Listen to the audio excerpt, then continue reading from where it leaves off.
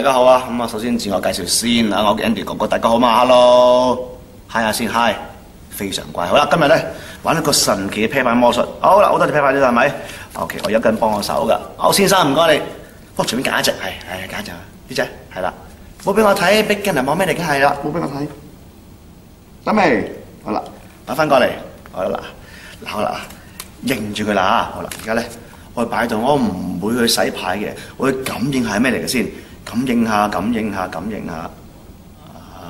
OK， 我會慢慢感應下，應該就可能係呢一隻噶啦。嗰一隻係咪紅色嘅咧？係咧嚇，係咪單數嘅咧？係咧，係咪呢一隻咧？好啦，究竟點樣做嘅咧？即刻教大家嚇，其實好簡單嘅啫。啤牌有52隻係咪？有咩顏色知唔知道啊？紅色、黑色噶嘛。首先咧，你做準備就咁樣啦，將紅同黑咧分開佢兩半，紅色同埋黑色，邊邊喺上邊都冇乜所謂嘅。好啦，點做法咧？好簡單嘅啫。你只要咧叫個朋友抽嘅時候，好啦，俾上部分佢抽先。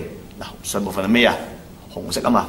當佢抽完之後咧，佢俾人睇你唔睇嘅時候咧，就將啲紅色嘅啤牌就擺翻落去。下邊嘅部分呢一度，即係邊度啊？黑色啦，係咪？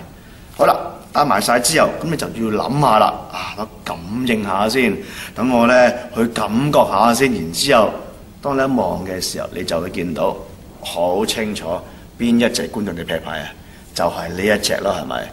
簡單容易做係咪？返去快啲練習，下次再教你玩其他新嘅魔術。拜拜。